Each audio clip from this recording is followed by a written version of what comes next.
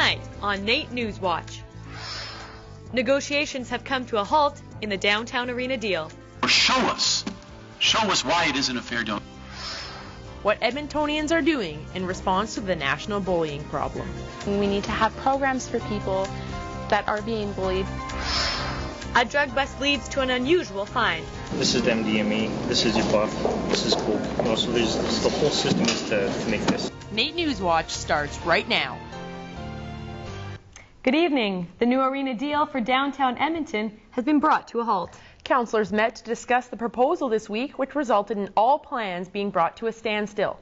Our reporter Kevin Thomas joins us live from our news centre with more on that story. City Council met on Wednesday to discuss possible ways of paying for a new arena. The end result, however, was one that few wanted to hear. Display the vote. And that's passed. Okay, so we're back to cease.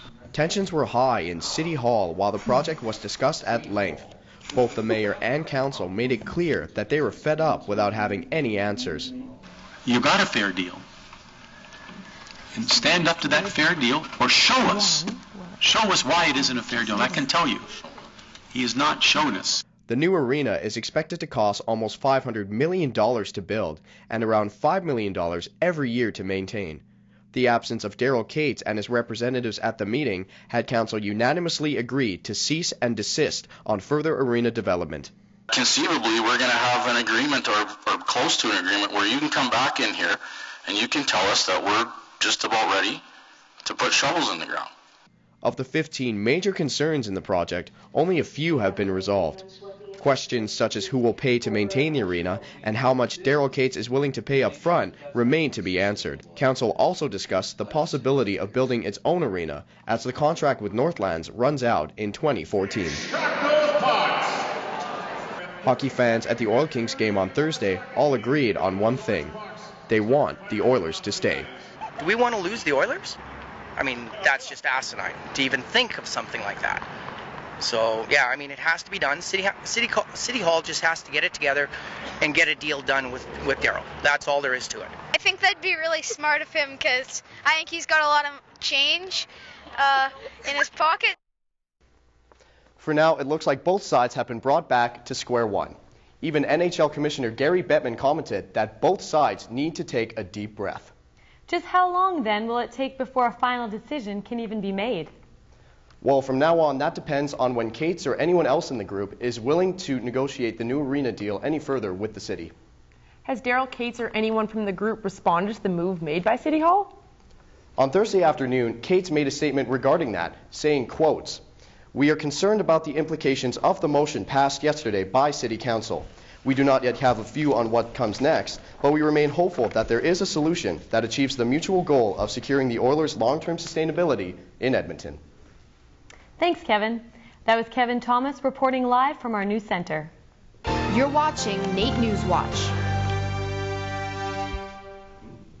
The issue of bullying has been making an unwanted appearance in the media this week. Ready to take a stand against all forms of bullying, Edmontonians are taking action. The death of a teenage girl in BC has snapped many heads to attention about cyberbullying. One Edmonton woman decided to do something about it. It's my chunk. I'm going to make him work harder for his food. Caitlin Kredger is a young mom who once dealt with being publicly beat up at a train station. This drove her to organize an anti-bully vigil that took place earlier this week in our city in honor of Amanda Todd and those that suffer from bullying. I think we need to raise more awareness about bullying. We need to have programs for people that are being bullied to get help. And then we also need to raise awareness about internet predators, of course. This story causes people to take action because there are so many different elements. There's the online predators, the bullies with emotional and physical attacks, suicide, and even after her death, pictures were posted. Bullying has always been a problem, but with the internet and technology so accessible to everyone, it creates more problems. Not only did I have to put up with it at school, like I couldn't even go check my email without having, something mean or nasty on there. And internet, like cyberbullying sucks because they can post it everywhere. And once it's there, it's there. David Appel, a student counselor, sheds light on the issue. You can remain anonymous, right? There's that anonymity. and you can't physically see the person, so you can't see how you're hurting them. You're not getting any of those cues that we would get as you and I are sitting across from each other. Bullying, because it's a learned behavior, somebody has to be taught to be a bully, so because it's learned, it can be unlearned. It's really hard to come up with just one solution. It's kind of got to be a blend of all these different solutions. One Edmonton school is combating the bully problem by celebrating Global Dignity Day. They are speaking out about the importance of self-worth and respect. Just for being human, you have dignity, and respecting that, telling people that they have dignity is like giving them hope. There is hope as we see students and Edmontonians take action towards a bully-free community. Alberta Health is looking to increase the amount of immunizations this winter with a new vaccine. The clinics are now open in Edmonton and across the province. For the first time, they're offering a vaccine in the form of a nasal spray for people looking to avoid the needle. It's the preferred vaccine for children aged 2 years of age all the way up to 17. Dr. Chris Sikora hopes the spray will influence more people to get immunized because the illness shouldn't be taken lightly. Influenza isn't a trivial illness. It is dangerous, and it does kill people. Even with the threat of death, immunizations rates are still at 30%. Alberta Health has tried to make it as easy as possible for Albertans. There's no cost associated with being immunized against influenza. We have on the Alberta Health Services website all the clinic dates, times, and locations across all of Alberta. Find a clinic that's closest to you on a date that's going to be convenient to you, and come on down. To find a clinic near you, go to www.health.alberta.ca. After a long investigation, Edmonton police executed several search warrants and have come away with a significant haul and a weapon that none of them have ever seen before, a live grenade. The live grenade, now disarmed by the bomb squad, was discovered along with $300,000 worth of drugs and weapons in the compartment of a 2011 Ford Taurus. The confiscated drugs ranged from cocaine to over $30,000 worth of MDMA, which is the main ingredient in ecstasy. 29-year-old Larry Warner was arrested and faces charges for possession of these items. The police are looking for answers after 6 Edmonton churches were vandalized. St. Basil's Parish was hit twice. On Monday evening, 5 windows were broken, and the following Sunday, 7 more were hit. Father Pidscalani is trying to stay positive. It's devastating. Sometimes it's a bit, it can be a bit much. I know when we made the announcement to the congregation yesterday, there was a lot of sighing, a lot of disheartened people, you know. All the churches are Catholic but of different denominations. The hate crime unit is involved because the vandalism took place at a religious institution. Be respectful of others, because always think about the shoe being on the other foot. What if this happened to me? Would I want this to happen to me? No. So why would I do it to someone else? Police are asking the public to contact Crime Stoppers if they have any information. The Kingsway Business Association expanded their territory as they are aiming to change their public look. City Council approved the move on Wednesday, allowing the group to expand in 3 different business zones. Their main goal is to rebrand themselves as Edmonton and Northern Canada's medical, health, and wellness destination. Karen Kosoff, the executive director of the association, thinks that this will be a big step for the city. What we're hoping to do with this focus is to bring good, stable residents who are going to want to live in their community and work in their community. The new expansion will add to the 350 businesses already associated with Kingsway. Coming up after the break, tips on how to keep some of your change in your pocket. Funding for college can be tough, but manageable. You need to have balance, and it's important that your health is taken care of as well as your educational needs. #1 draft pick Mark Matthews enters the City of Champions. NAIT's men's soccer team continued their winning streak, and our producer Adam Brills kicks it with the men's soccer team. Up next in sports. We've had strong winds, cold temperatures, and now we're getting a bit of snow here in the capital region. I'm Adam Brills, and I'll tell you how much to expect along with Sunday's forecasts coming up.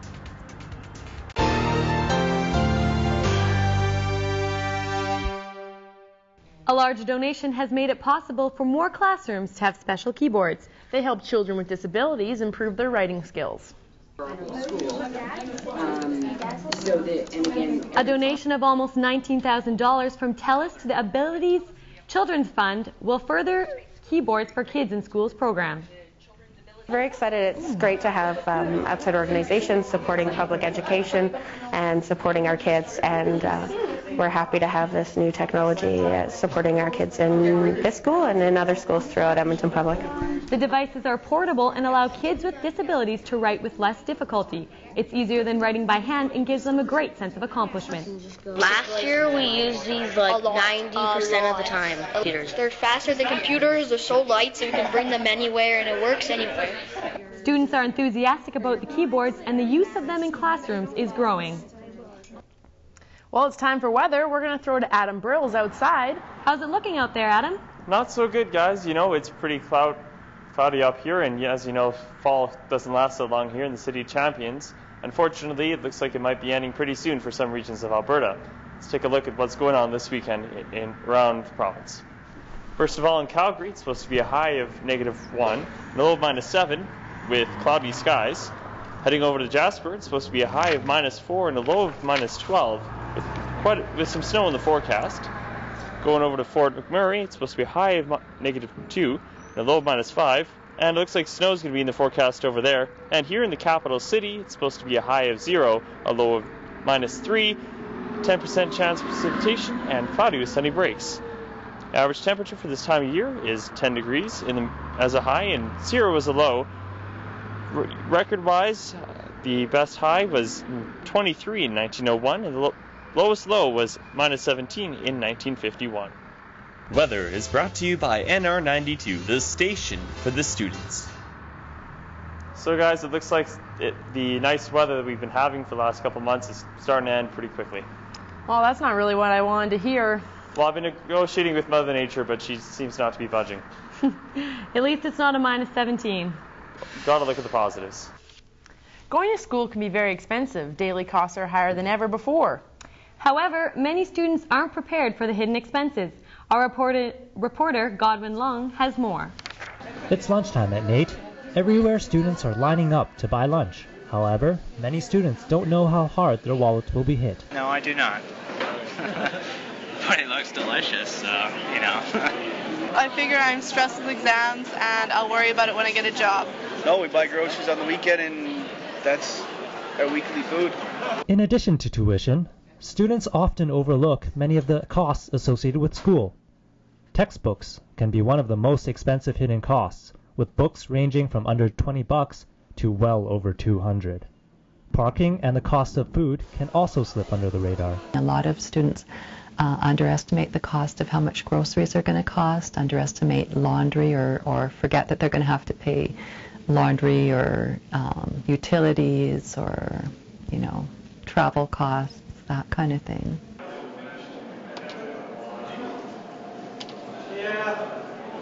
Sticking to a budget can be a pain, but there are some tips that can help you through it.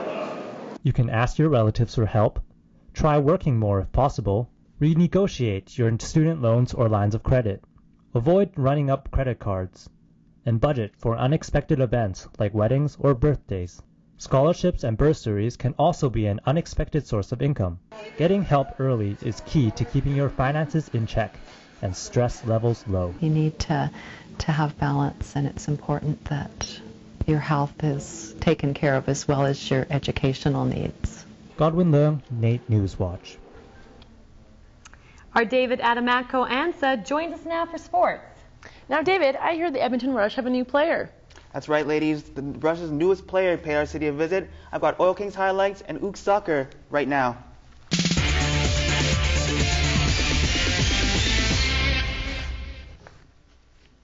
The Oil Kings have started their 2012-2013 campaign with just 5 wins in their last 10 games. On Wednesday, they squared off at home against the #1 team in the CHL, the Kamloops Blazers. Already 1-0 Blazers, Edmonton's TJ Foster rips one past the Kamloops netminder to tie the game in the first. The Blazers' Brendan Ranford would regain the lead with a laser of a shot past Laurier Bersois heading into the intermission. Some bad blood in the first would lead to some pushing and shoving in the second, causing Edmonton's Travis Iwanek and Kamloops' J.C. Lippon to drop the gloves.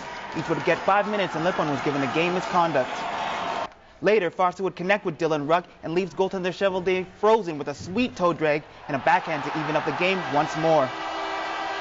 In the third, a shot by Curtis Lazard would deflect off Samuelson's stick and into the net to give the home team a 4-3 lead. A late goal by Kamloops and nothing in OT would send this one to a shootout. Branford and Colin Smith would put the puck past LB to give the Kamloops Players a 5-4 victory and 10th win of the season. We just got to take the positive out of this game because it is one of our best games we've played so far, even though we lost. So, I mean, if we keep playing like this, we're going to win a lot of games. A man by the name of Mark Matthews will be calling Edmonton his home come January.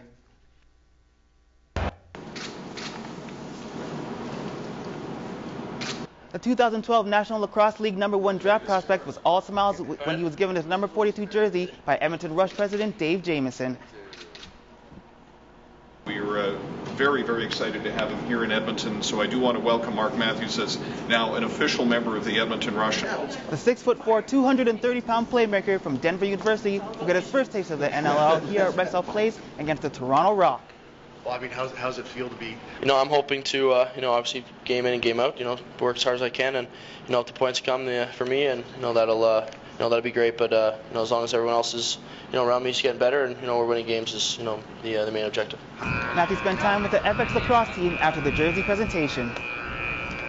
The Canadian Association of Health, Physical Education and Recreation kicked things off at William Horlock Park early Sunday morning. Hundreds of participants, parents, and event planners came out for the annual race. One family we ran into told us about their day at the Caper Run and the importance it has on youth today. I think it's important because it gets them outside and running around instead of sitting in front of the computer. Once I got to the finish line, all I heard was, harder, harder, harder, run fast. Did you have fun today? Yeah. Organizer Irv Barrels has been planning the event since August. This year marks the 50th anniversary. It's a milestone year, considering Barrels ran in the first one. That's maybe why this is a special event for me. I was a chubby little grade 10 kid in 1962 and got dragged over to Kinsman Park and ran in the first ever Caper cross country. Over 100 elementary, junior high, and high school kids took part in the run. Entering the weekend with an 8-0-0 record, the NAIT Ooks men's soccer team hope to stay on top of the North Division in the ACAC. Conditions were windy when the men's soccer team took to the field to prepare for their last two games against the third-place Concordia Thunder and the North Division second-place team, the Grand Prairie Wolves. Coach Jeff Paula says he isn't interested in a 10-0-0 record, but rather bringing home the provincial title and fine-tuning their game before playoffs. We're actually approaching the Concordia game and the Grand Prairie game like every other game this year. Our goal is, our #1 goal is to win the league, get a first-round bye at provincials. Our next goal is, of course, to win provincials, and everything we do really for us is to get us ready for that tournament. The sun sets on the ACAC regular season on October 21st. Whether you call it soccer or football, people all over the world love this great sport. In this week's End Zone Challenge, I took a step back and let our producer Adam Brills head on out with the men's soccer team to learn a few new tricks. Check it out. It takes one major element for you to make the difference between an average player and an all-star. Is when you play soccer, you got to be fit, a lot of runs, and you're going to face players that are really fast players, so you need to be fit. Before taking to the soccer field, Diego Silva and I got to stretch at our muscles to prevent injury. That can include some high kicks and loosening up those calves. To carry the ball up the field, you'll want to kick the ball with the sides of your feet for better control, rather than using the point of your toes. A popular move with soccer players is juggling the ball. In order to master that skill, you must point your toes up and let the ball hit your shoelaces. When you're passing the ball down the field to your fellow teammate, you'll again be using the sides of your feet. In soccer, it's all about control. If you've noticed the ongoing pattern by now, probably realize that in order to put a curve onto your kick, effectively you're going to have to use the side of your foot. When you're defending against an opposing player, you'll want to shuffle your feet side to side. It makes it a lot easier to keep up with them, and it pushes them outside. With the few skills I've now acquired, I decided to go toe-to-toe against Diego. Lucky shot. Little does he know, I've got some moves of my own. And that's this week's End Zone Challenge. Thank you, Adam and Diego. Do you think you could have done some better moves out there on that field, David? No, not at all, no. Thanks, David. No problem. Coming up after the break, children will be feeling a little bit warmer this winter. The Coats for Kids and Families campaign is up and running once again. So many people in our community benefit. Thousands upon thousands have received jackets from Coats for Kids and Families. Coming up in entertainment, find out where I met these beautiful ladies and more.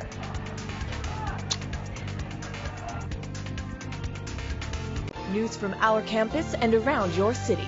This is NAIT NewsWatch. As it gets colder outside, we start to unpack those winter jackets. For the less fortunate, though, that is not an option. A local organization collects, cleans, and distributes coats for families.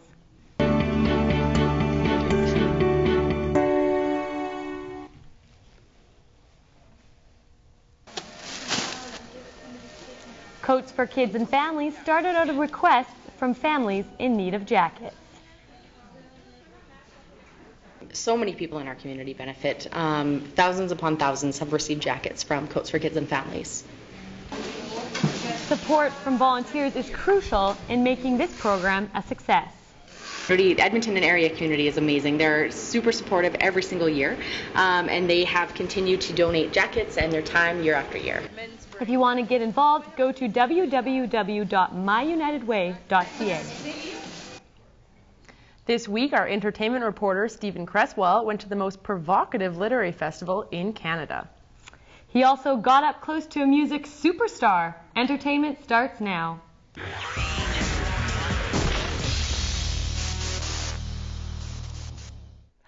The time has arrived for the Edmonton Literary Festival, which celebrates life stories, art, food, and more through performance and conversations with authors.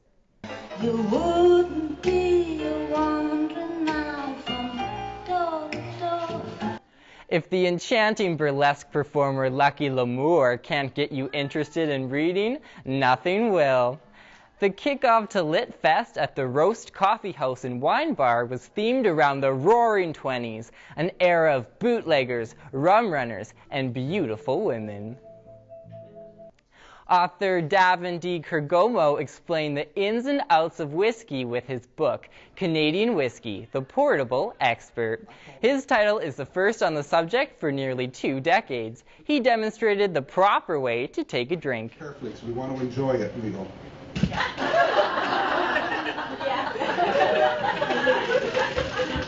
that was great. Oh, that was good. Scrumptious appetizers and a variety of whiskey samples were available, along with expert bartenders like Tarquin Melnick to fill you in on the finer points. The smooth, limited edition 40 Creek Portwood Reserve was available, despite only 92 cases ever arriving in Alberta. There was a period of time where Canadian whiskey wasn't taken very seriously, it wasn't very interesting, didn't have a lot of flavors that stood out. 40 Creek is part of the revival of good Canadian whiskeys coming onto the markets. A highlight was the alluring performances from Capital City Burlesque, Alberta's premier dance troupe. Litfest is far from over. With a multitude of events between now and the 28th, there is bound to be something for everyone. To find out which event is for you, head to litfestalberta.org. The weather outside is cooling down, but West Edmonton Mall couldn't have been any hotter on Sunday when hundreds gathered to see a breakout star break it down. Please help me welcome Canada's own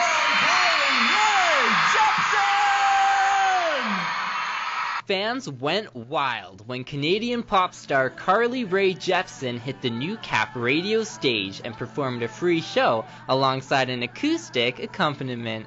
The concert was to promote her new bubblegum-flavored album, Kiss, which reached shelves last month. She belted out her hit, Good Times.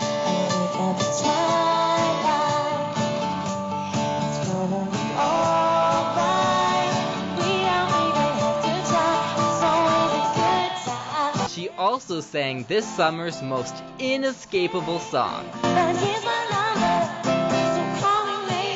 The mall was an absolute zoo, and some fans waited hours to get a good spot. They brought cameras, signs, and good spirits.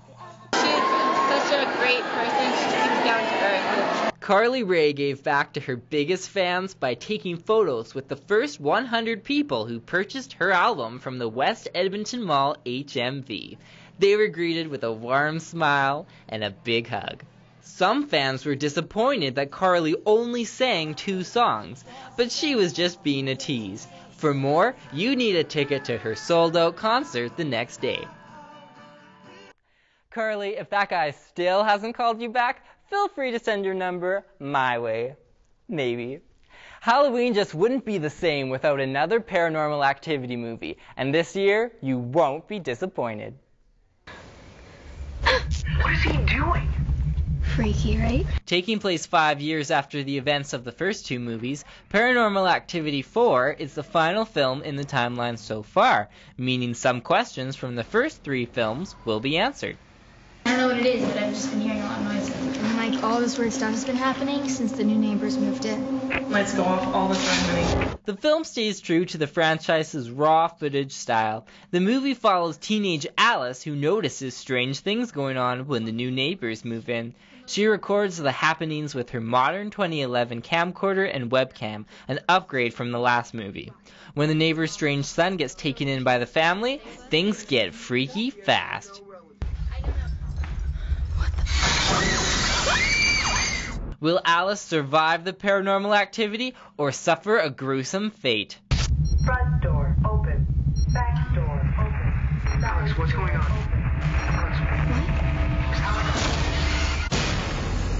Paranormal Activity 4 is in theaters now. They say the bigger the better, but in this week's viral video, one man tries to prove it's not about size, but about how you use it.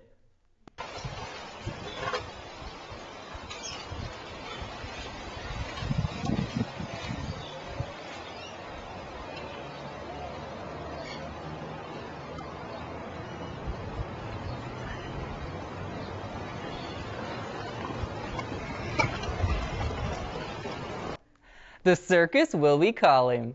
That's it for entertainment this week. Let's pop back over to Annika and Emily for more. Wow, that's impressive. I can't even ride a real bike. Let alone one this big. Hard on the knees. Thanks for watching. Go to www.naitnewswatch.ca for more.